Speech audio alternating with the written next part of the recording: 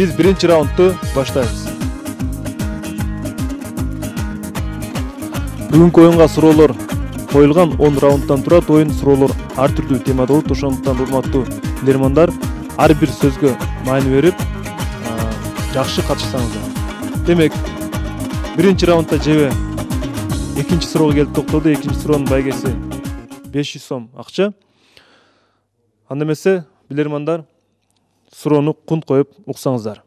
Эртең баарыбыз жакшы билебиз. Улуу Курман айт майрамы. Суроо ушул майрамга байланыштуу. Бул майрамдын негизги жөрөлгөсүнүн бири бул курмандык чалуу болуп эсептелет.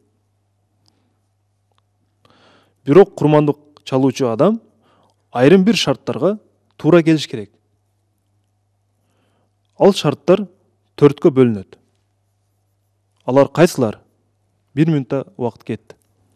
Адамда жетиштүү түрдө 4 шарт болуш керек да. Тазалыгы. Жок. Биринчи ал адам мусулман болуш керек. мусулман. Биринчи мусулман болуш керек. Андан кийин курбандык чалууга жете турган өзүнүн бир каражаты болуш керек да. Өзүнө тийиштүү каражаты толук болуш керек. Каражат толук болуш керек. Бул жерде мүмкүнчүлүк болбой жатса, болбосо деген деп жатат. 4 шарт бар. Şu 4 şarttın biri Müslüman болуш керек, экинчиси мүмкүнчүлүгү байлыгы болуш керек да, сылайша айтканда. Байлыгы. Түрдө каражаты болуш керек. Мусулман, ислам дини койгон чектен ашкан бир байлык болуш керек өзүндө. Үчүнчүсү мында өзүнүн ыраазычылыгы болуш керек. Зекет. Курбандык чалуу. А 4-чү шарты ыйманы, тазалык, мусулмандык айтылды. Кандай шартты киргизсек болот? Жетишерлик мүмкүнчүлүгү. Убактыңар бүттү. Урматтуу билермандар. Сагын ким жооп берет? Аттуу баштоочу биздин команданын атынан Тынчтыкбек жооп берет. Тынчтыкбек, кулак сенде. Биринчи курбандык чалуу үчүн мусулман болуш керек. Ал адам курбандык чалганда мусулман болуш керек. Жана ислам дини койгон чектен ашыкча бир байлыгы болуш керек да ал адамдынчы. Анан кийин курбандык чалынып жаткан жаныбардын бардык мүчөсү толук болуш керек. Жана бул мусулман адам ошо курбандыкты Аллах ыраазылыгы үчүн чалыш керек да. Аллах ыраазылыгы үчүн курман кылыш керек ошо жаныбарды. Ошондо, так. Бул жерде 4 шарт жөнүндө айттык. Биринчи шарты мусулман болуш керек. Экинчи шарты белгилүү бир материалдык күчкө ээ болушу керек. Ооба. Кийинкиси, үчүнчүсү бул ошо жаныбардын курбандык чалууга келген жаныбар бир да мүчөсү кем болбош керек да. Жана кандайдыр бир деңгээлде жетилиш керек ошол жаныбарчы. Бул үчүнчү шарт деп атасың, Төртүнчүсү.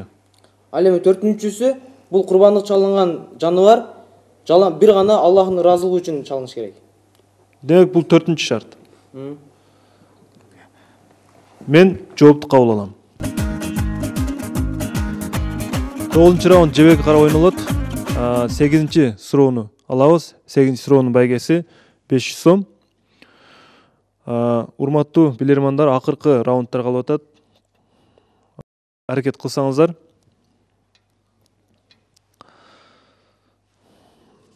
Бизге телегөрчүдөн суроо келген. Электрондук дарега аркылуу силерге каршы, урматтуу билермандар. Кабулов Деңизбек деген телегөрчү жөнөтүптүр. Силерге каршы ушул Деңизбек өзүнүн суроон жөнөткөн. Өзү келечекте аскер адам болуп чыгат экен. Алиев атындагы Ички иштер министрлигинин академиясында 2-чи курсунда окуйт экен. Суроону уккула. Демек, суроо дагы аскердик ишке байланыштуу болот. Честь.